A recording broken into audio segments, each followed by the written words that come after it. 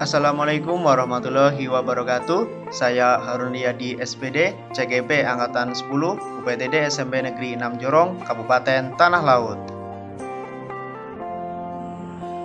Salam guru penggerak, tergerak, bergerak, menggerakkan. Koneksi antar materi, kesimpulan dan refleksi modul 1.1 Pemikiran Ki Hajar Dewantara. Ki Hajar Dewantara adalah pelopor pendidikan di Indonesia. Beliau bangsawan Jawa dengan nama Raden Mas Suwardi Surjaningrat. Lahir pada tanggal 2 Mei 1889. Oleh sebab itu, sampai sekarang setiap tanggal 2 Mei diperingati sebagai Hari Pendidikan Nasional.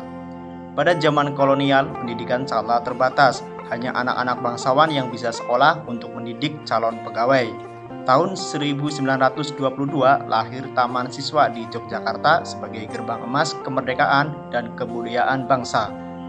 Berkat jasa Ki Hajar, hingga saat ini semua warga Indonesia bisa menikmati, mengikuti pendidikan dan pengajaran.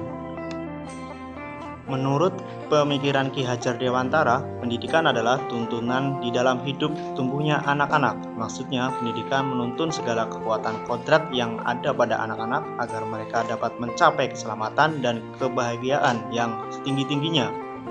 Pada dasarnya, guru hanya bisa menuntun, memberi contoh, membangun semangat dan memotivasi anak seperti semboyan Ki Hajar Dewantara, ing ngarso sung telodo, ing madya mangunkarso, dan tutwuri handayani. Semboyan Ki Hajar Dewantara tersebut perlu kita pahami dan kita laksanakan untuk membawa perubahan pendidikan menjadi lebih baik. Menurut pemikiran Ki Hajar Dewantara, pendidikan adalah tempat persemaian benih-benih kebudayaan dalam masyarakat. KHD memiliki keyakinan bahwa untuk menciptakan manusia Indonesia yang beradab, maka pendidikan menjadi salah satu kunci utama untuk mencapainya. Pendidikan dapat menjadi ruang berlatih dan tumbuhnya nilai-nilai kemanusiaan yang dapat diteruskan atau diwariskan. KHD menjelaskan bahwa tujuan pendidikan yaitu menuntun segala kodrat yang ada pada anak-anak, agar mereka dapat mencapai keselamatan dan kebahagiaan yang setinggi-tingginya, baik sebagai manusia maupun sebagai anggota masyarakat. Pendidikan diibaratkan seperti petani dengan padi. Peserta didik, padi, tidak dapat dirubah kodratnya. Namun, pendidik, petani dapat mengarahkan peserta didik agar tumbuh sesuai dengan kodratnya. Kekuatan sosiokultural menjadi proses menebalkan kekuatan kodrat anak yang masih samar-samar. Pendidikan bertujuan untuk menuntun, memfasilitasi, atau membantu anak untuk menebalkan garis samar-samar agar dapat memperbaiki lakunya untuk menjadi manusia seutuhnya. Jadi, anak bukan kertas kosong yang bisa digambar sesuai keinginan orang dewasa. Baiklah, sekarang masuk ke sesi pertanyaan. Apa yang Anda percaya tentang murid dan pembelajaran di kelas sebelum Anda mempelajari modul 1.1? Sebelum saya mempelajari modul 1.1 mengenai refleksi pemikiran pendidikan KHD, saya mempunyai beberapa keyakinan bahwa kegiatan pembelajaran sering lebih dominan ada pada guru. Guru lebih aktif daripada murid. Saya sering berkata pada anak didik, jika anak-anak nurut dan patuh semua aturan dan perkataan guru, maka akan pintar.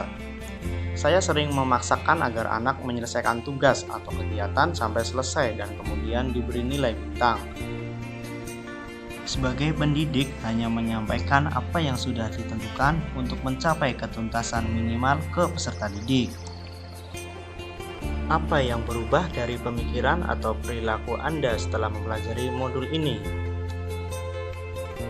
Pendidikan dan pengajaran adalah sebuah ungkapan yang tidak bisa dipisahkan karena pengajaran merupakan sebuah proses dari pendidikan. Pengajaran yang dimaknai dengan mentransfer sebuah ilmu yang bermanfaat dan digunakan untuk keterampilan anak dalam perkembangan hidup baik secara lahir maupun batin. Sedangkan pendidikan adalah suatu proses yang akan menuntun kodrat manusia untuk mencapai keinginan yang setinggi-tingginya. Dalam proses pengajaran dan pendidikan, Ki Hajar Dewantara juga mengingatkan agar pendidikan memperhatikan kodrat alam dan kodrat zaman. Kodrat alam di mana siswa mengetahui dengan keadaan lingkungan alam sekitar. Dalam hal ini, pendidikan yang diberikan kepada anak dengan memperhatikan sekitar lingkungan atau alam sekitar siswa itu tinggal. Pendidikan harus memperhatikan kodrat zaman, artinya guru memberi bekal pendidikan kepada siswa harus sesuai dengan zamannya. Dengan memperhatikan kodrat zaman, siswa akan menjadi manusia merdeka yang siap dengan tuntutan zaman. Apa yang dapat segera Anda terapkan lebih baik agar kelas Anda mencerminkan pemikiran KHD? Dalam menerapkan di dalam kelas sesuai pemikiran KHD, sistem Among yang dicetuskan oleh KHD juga sangat relevan untuk diterapkan di kelas. Sistem Among sangat cocok dengan cara berpikir dan budaya masyarakat Indonesia secara umum. Sistem Among adalah Ing Ngarso Sungtulada di depan memberi contoh, Ing Madyo Mangun Karso di tengah membangun kemauan, Tutwuri Handayani di belakang memberi dorongan. Dari sistem Among dapat dilaksanakan perlu diaplikasikan di sekolah dengan memperhatikan lingkungan sekolah dan atau melibat budaya masyarakat sehingga pendidikan sesuai dengan apa yang dibutuhkan oleh siswa dan lingkungannya. Dalam menerapkan di dalam kelas, konsep KHD tentang kodrat alam dan kodrat zaman diterapkan di kelas, maka siswa akan mendapatkan pengalaman pembelajaran yang bermakna. Siswa akan mudah paham karena hal yang dipelajari berhubungan dengan langsung dengan hal-hal di sekitar mereka. Konsep yang abstrak pun akan mudah dipahami oleh siswa.